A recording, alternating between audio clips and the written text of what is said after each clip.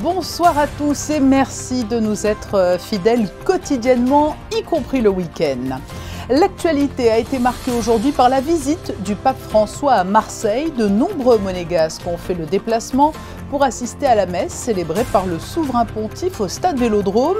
Nous serons en duplex de Marseille avec Ferkcell Fourgon qui fait partie de la délégation du diocèse de Monaco. Contribuer à l'attractivité de la principauté en faisant mieux connaître la destination, ses réalités, ses opportunités. La cellule attractivité du gouvernement était en déplacement à Londres vendredi. Une équipe de Monaco Info a suivi les représentants monégasques dans la capitale britannique. C'était la fête aujourd'hui au musée océanographique, une fête du musée destinée aux petits et grands avec de très nombreuses animations à l'initiative de l'association des Amis du musée dont la secrétaire exécutive Aurore Negro sera notre invitée. Demain, autre événement, autres animations, les Journées européennes du patrimoine. Nous vous présenterons dans ce journal l'une des propositions de sortie de la direction des affaires culturelles. Du sport aussi, en Ligue 1 de football, le derby du Sud a tourné à l'avantage de Nice hier soir grâce à un but marqué en toute fin de match. À Lyon, en rugby à 7, l'équipe monégasque s'est inclinée en finale de la deuxième étape du tournoi de l'Inextinso Super Sevens. Et en basket, la Roca Team, quant à elle, se déplace demain à Chalon-sur-Saône. Enfin, Hollywood face à la crise. Scénaristes, comédiens sont en grève depuis de longues semaines. Ils dénoncent les salaires trop bas d'une majorité de salariés de l'industrie cinématographique et demandent des garanties sur le futur usage de l'intelligence artificielle. Ce sera la chronique des US avec notre correspondante à New York, Alexandra Pani. C'était l'événement de la journée, la visite du pape François à Marseille. Ce matin, le souverain pontife a assisté à la clôture des rencontres méditerranéennes avant une grande messe au stade Vélodrome. Une délégation venue de Monaco y a assisté et parmi elles, Ferkcell Fourgon, responsable du protocole et de la communication au diocèse. Il est avec nous en duplex de Marseille. Bonsoir Ferkcell Fourgon. Bonsoir Patricia. On a senti beaucoup de ferveur autour de la venue du pape à Marseille. Quelle est l'ambiance aux abords du stade Vélodrome et plus généralement dans la ville? Alors dans la ville, c'est surprenant. On a l'impression de. J'étais au Portugal cet été pour les JMJ. Alors on a à peu près la même chose. L'âge moyen est un peu monté, il faut le dire, bien sûr. Mais c'est vrai que ça ressemble à des JMJ. Beaucoup de présence policière à Marseille. Grosse organisation, le cardinal Aveline a fait ça de main de maître et franchement voilà, c'est une belle fête et c'est surtout ça que j'aimerais relancer parce qu'on entend beaucoup dans les médias, c'est devenu une visite qui est très politique, on parle beaucoup de migrants et c'est normal, on parle de la Méditerranée, mais on oublie un petit peu dans les médias de parler de la ferveur qu'il y a autour et c'est cette ferveur qui est assez impressionnante à voir ici. On retrouve vraiment l'esprit des JMJ, mais avec le pape qui arrive toujours à fédérer les foules. Et avec la messe aujourd'hui au stade Vélodrome, il y a eu aussi un temps de réflexion, d'échange dans la matinée? Oui, tout à fait. Nous étions au Pharo ce matin, où le pape disons d'abord, a écouté les conclusions de ces rencontres méditerranéennes, puisque ce sont d'abord des évêques qui se sont réunis avec des jeunes pendant toute la semaine pour parler, eh bien, les jeunes, évidemment, de toutes les origines, de toutes les origines des différents pays de la Méditerranée, qu'ils soient chrétiens ou non. C'était assez intense, la présence du président Macron avec son épouse, du ministre de l'Intérieur, M. Darmanin. Vous accompagnez Ferkcell, une importante délégation venue de Monaco. Oui, il y a presque 70 personnes qui ont fait le déplacement. Alors, le quota était limité puisque Monseigneur Aveline, le cardinal de Marseille, a voulu inviter tous les diocèses, donc beaucoup de places ont été demandées. Donc on a eu un quota qu'on a rempli très facilement. On aurait pu doubler, voire tripler, je pense, avec les demandes que l'on a eues. Aujourd'hui, c'est la venue du pape, c'est ma dernière question, mais tout au long de l'année, il y a une communauté chrétienne à Monaco qui est très resserrée et très dynamique. Oui, complètement. Et ce sont ces moments forts. Je parlais des Journées mondiales de la jeunesse pour les jeunes. On a eu une soirée de retour, une soirée ouverte à tous les jeunes de Monaco le week-end dernier. Et on a vu la ferveur des jeunes. Ils ont témoigné d'une expérience incroyable qu'ils ont vécue, de leur foi aux Journées mondiales de la jeunesse au Portugal. Et maintenant, voilà, place aussi à toutes les générations de pouvoir vivre ces moments intenses qui sont quelque part qui rassurent aussi dans la foi et qui permettent de se relancer, de rebondir, de nouveau être sur un tremplin pour la suite des activités à Monaco, parce que c'est aussi l'objectif, c'est qu'à Monaco, bien tout le monde en tire parti et que les gens puissent, tous les fidèles puissent évidemment se remotiver en vivant ces moments de ferveur. Voilà, je parlais des jeunes. Et c'est vrai que c'est super. On voit de belles histoires et on voit de nouvelles aventures se créer dans le diocèse et c'est tous ensemble, que ce soit avec les différents mouvements et associations. Et ça, c'est vraiment super. Merci Ferxel Fourgon d'avoir été avec nous en duplex de Marseille. Merci Patricia et bonne soirée. Prenons maintenant la direction de Londres où la cellule attractivité du gouvernement a été reçue jeudi et vendredi par l'ambassadeur de Monaco au Royaume-Uni, le Monaco Private Label, le Monaco Economic Board, le groupe Monte Carlo Société des Bains de Mer et l'association monégasque des activités financières ont pris part à cette mission commune de développement à l'international, comme vous l'explique Vanessa Dessy sur des images de Lionel Bernardi. C'est un déplacement qui s'inscrit dans le plan stratégique pour l'attractivité. L'un des axes prioritaires est de coordonner en partenariat avec les acteurs publics et privés l'ensemble des actions destinées à représenter les intérêts de la principauté en dehors de ses frontières.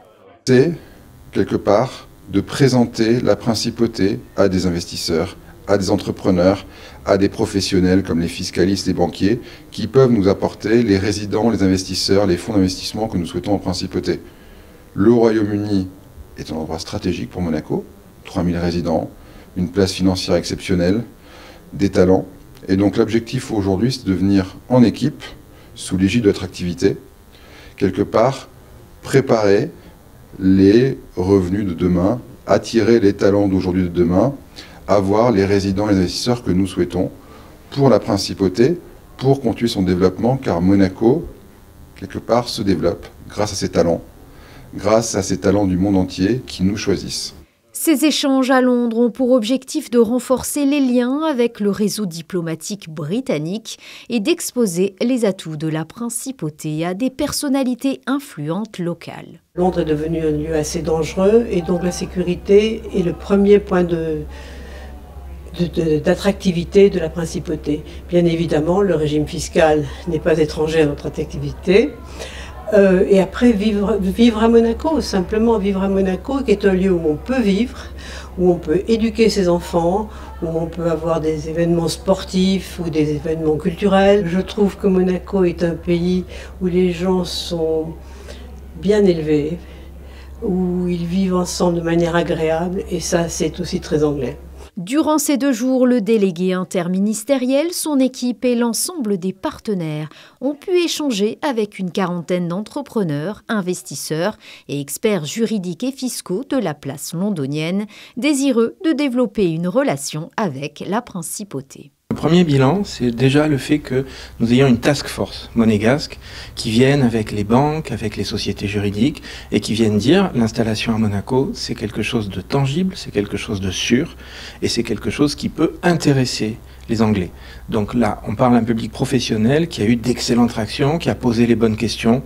Pour nous, c'est une réussite totale. Avec près de 7% de la population totale résidente en principauté, la communauté anglo-saxonne figure dans le top 3 des nationalités les plus représentées sur le territoire monégasque. Acteur économique majeur à l'échelle européenne, la capitale britannique est ainsi une destination prioritaire pour les actions coordonnées de la politique d'attractivité. Ça pourrait justement rajouter de l'expertise à la place financière monégasque. Il y a de la place notamment dans le private equity, comme on en a parlé ce matin lors de la conférence à l'ambassade. Et on pense que la place financière est tout à fait adaptée pour accueillir de nouveaux investisseurs, de nouvelles entreprises sur ce créneau. C'est dans les tuyaux pour 2024. On voit d'ailleurs cet après-midi même la Chambre de commerce de Londres. La semaine prochaine, l'ambassade du Royaume-Uni à Paris pour justement essayer de construire une mission économique et amener une belle délégation d'entrepreneurs sur le Royaume-Uni, sur Londres, pour essayer de trouver des opportunités de business, d'import-export, de distribution, etc. Avec une quarantaine d'investisseurs, entrepreneurs, family office rencontrés à Londres, 4 à 5 sont déjà dans un processus actif afin de s'installer en principauté. La chronique des US, comme chaque samedi à présent, nous retrouvons à New York Alexandra Pani qui fait le piquet de grève. Vous allez nous parler d'un secteur d'activité que l'on apprécie tous, mais qui est en crise, Alexandra. Bonsoir à vous. Vous serez sûrement d'accord avec moi, les rues de New York sont depuis toujours l'un des décors favoris des cinéastes et réalisateurs de séries télé. West Side Story, Une journée en enfer, Quand Harry rencontre Sally, ou encore Sex and the City et Les Sopranos, pour n'en citer que quelques-uns. Ils nous ont fait voyager dans la grande pomme, souvent bien avant d'y avoir réellement mis les pieds. Mais l'actualité dont je voulais vous parler aujourd'hui, ce n'est pas la sortie d'un nouveau film, bien au contraire, vous l'avez dit, le secteur du 7e art est en crise depuis plusieurs mois. D'abord à Los Angeles, puis dans tout le pays. Les scénaristes, dans un premier temps au mois de mai dernier, se sont mis en grève, rejoints ensuite par le puissant syndicat des acteurs SAG-AFTRA. En juillet, à New York, ils ont pris pour habitude de se réunir le matin devant l'un des sièges de la Warner Bros. Je suis allée à leur rencontre, on écoute ce qu'ils ont à dire.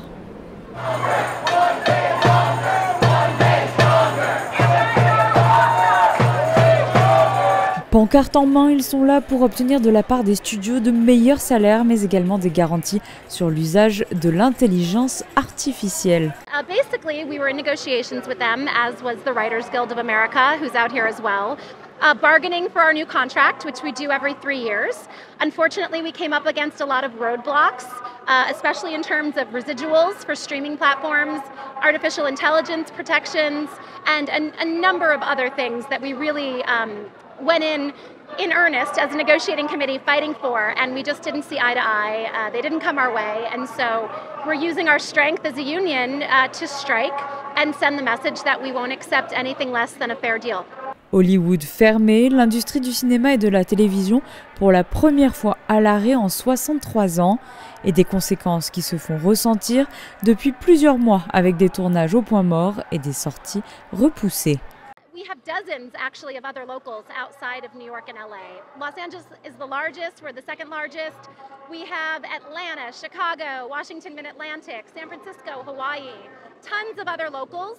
While they're not picketing, because the headquarters of the companies tend to be in New York and LA, they're holding rallies, they're in solidarity, and they're out as well every day organizing and helping to get the message out. The community is incredibly supportive, and they understand. We get so many people just who aren't members who walk up to the pickets and want to show their support, make a donation to help, struggling artists right now. Meryl Streep, Matt Damon, George Clooney ou encore Leonardo DiCaprio.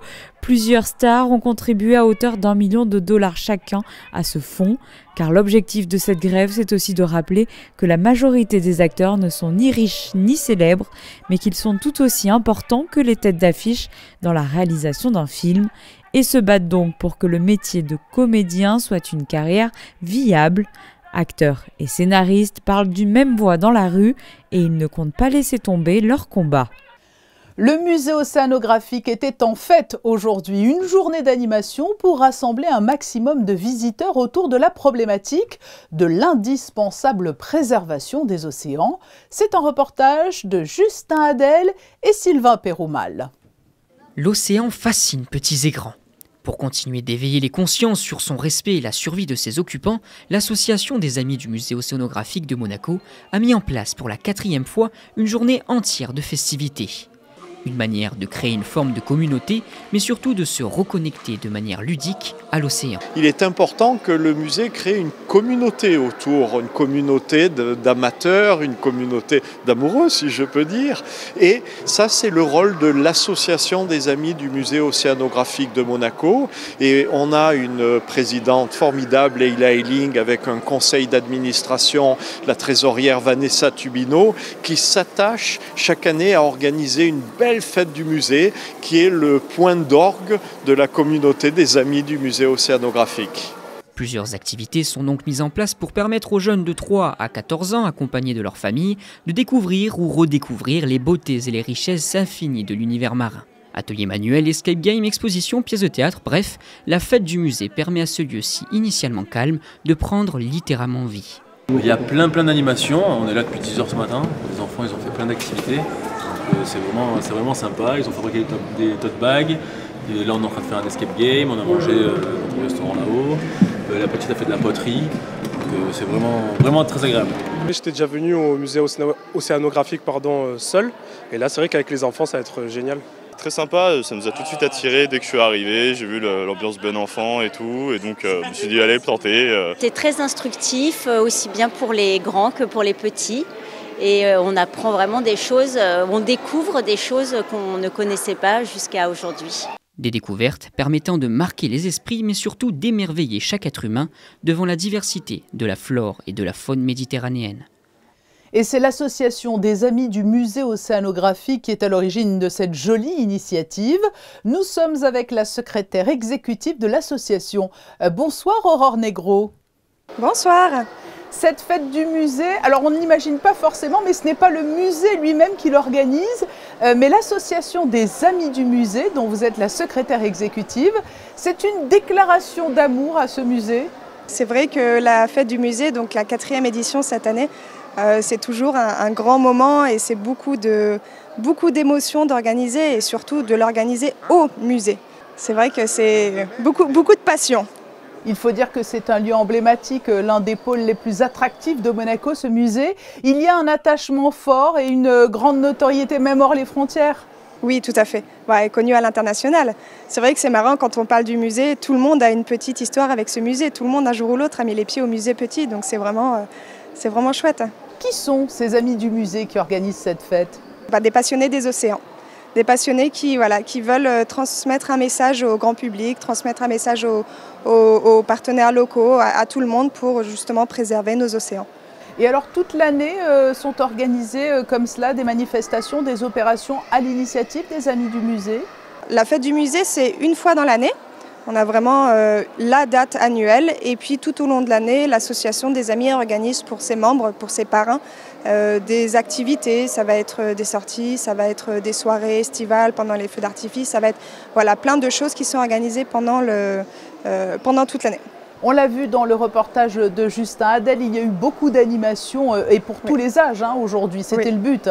C'est ça, oui, tout à fait. C'est vraiment des activités à partir de 3-4 ans jusqu'à... Il n'y a pas d'âge, qui sont sur tous les thèmes. On va avoir des thèmes sur le plastique, on va avoir des thèmes sur les océans, on va avoir des thèmes sur le scientifique, des thèmes plus manuels comme de la céramique, comme de l'origami. Voilà, il y a plein de choses. On a notre partenaire, le partenaire du musée, l'AS Monaco, qui est là aujourd'hui pour présenter son nouveau ballon qui est fait de matières recyclées. Donc voilà, c'est assez divers et varié.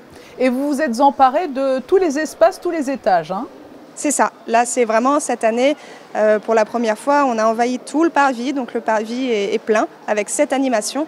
Et puis on est dans tous les étages et on termine sur le toit du musée. Et en conclusion, en toile de fond, le message, c'est de nous reconnecter tous aux mers et aux océans, c'est cela ? Complètement. C'est faites attention à la planète, faites attention aux océans, puisque c'est vraiment notre futur. Et vous qui êtes si attaché à ce musée, pour conclure, comment le définiriez-vous en 3 mots ? Emblématique, passionnant et incroyable. Emblématique, passionnant, incroyable. Merci Aurore Negro d'avoir répondu à notre invitation en ce jour de fête du musée océanographique. Merci. Passons au chapitre sportif avec la déception pour la SMFC qui a non seulement perdu hier soir le derby du Sud face à Nice, mais aussi la première place du classement de Ligue 1. Les footballeurs monégasques ont été battus par leurs voisins niçois 1-0 en toute fin de rencontre. Nice prend donc les commandes du classement avec un point d'avance sur Monaco, 2e. Du rugby à 7 avec une nouvelle finale hier pour le MR7 lors de la 2e étape à Lyon de l'Inextinso Super 7. Les Monégasques se sont inclinés 31-26 face à la section paloise après un très beau parcours. La 3e et dernière étape du tournoi se disputera la semaine prochaine à Pau avant la grande finale du 22 octobre à Nanterre. En basket, la Roca Team disputera demain son 2e match de la saison en se rendant à Chalon-sur-Saône. Et vous allez l'entendre, l'équipe avance sereinement. Peter Corneli et Yacouba Ouattara se sont confiés à Alban Gingembre sur l'état d'esprit du groupe. Continuer à faire des bonnes choses, continuer de progresser en tant qu'équipe, continuer aussi de monter en puissance individuellement. Voilà, après le premier match à Limoges. Donc voilà, se préparer aussi pour la saison en Euroleague qui va aussi bientôt démarrer. Donc voilà, je pense qu'on va monter crescendo. Une bonne semaine de préparation. On a pu faire des ajustements par rapport à notre premier match de Limoges et vu aussi le scouting par rapport à cette équipe de Châlons. Donc non, je suis plutôt bien et confiant. Confiance donc avant cette rencontre Chalon-sur-Saône-Monaco ce dimanche à 19 h pour le compte de la deuxième journée de championnat. Demain, à l'occasion des 28e Journées européennes du patrimoine, vous pourrez vous rendre dans de nombreux sites ouverts au public spécialement pour l'occasion. Une visite guidée d'un atelier d'artistes situé sur le quai Antoine Ier sera notamment proposée. À quoi servent ces ateliers? À qui sont-ils destinés? La réponse dans ce reportage de Frédéric Elion et Lionel Bernardi. Depuis de nombreuses décennies, Monaco accueille des artistes sur son territoire, une tradition d'hospitalité désirée notamment par le prince Régnier III, qui avait initié la création d'ateliers d'artistes sur le port. Actuellement, 6 ateliers sont attribuables pour une durée de 6 mois, renouvelables une fois à condition que le projet de l'artiste, qu'il soit peintre, écrivain, musicien ou encore danseur, ait un lien avec la principauté. Ces ateliers sont désormais de véritables lieux de vie. Avoir transformé progressivement ces ateliers en résidence, c'est-à-dire que les artistes puissent y habiter et s'emparer du lieu et s'emparer aussi de toute l'ambiance monégasque dans leur créativité, c'est important dans une politique culturelle afin de s'ouvrir aux autres, de se faire connaître et puis d'aider à la création artistique contemporaine. Un comité d'attribution se réunit pour étudier les candidatures, ouvertes désormais à l'international. Ces artistes développent des liens avec les institutions monégasques et aussi les établissements scolaires. Oui, alors ça fait plusieurs années qu'on intervient en milieu scolaire à travers des artistes qu'on invite en résidence avec le nouveau musée national de Monaco, avec beaucoup de partenariats, la direction de l'éducation nationale, la Sogeda, Extended Monaco qui nous aident à construire ces programmes.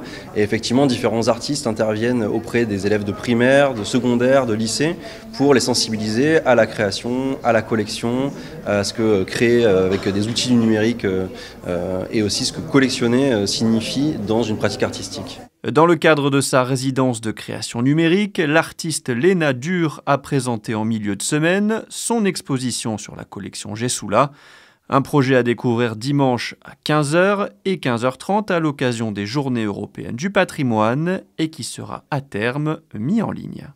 Et je ne peux que vous encourager à profiter pleinement demain de cette journée patrimoniale à la découverte ou redécouverte des lieux emblématiques de Monaco.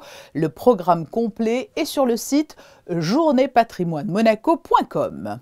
De plus, la journée s'annonce sous les meilleurs auspices demain du côté de la météo, comme va nous le confirmer Yannick de Bever. Bonsoir à toutes et à tous, ressortez casquettes et lunettes, il n'y aura rien d'autre que du soleil dans le ciel de la principauté ce dimanche. Une légère brise soufflera tout au long de la journée, ce qui ne fera pas décoller le thermomètre qui oscillera entre 20 et 24 degrés. Pour ce dimanche 24 septembre, nous célébrons Sainte Thècle.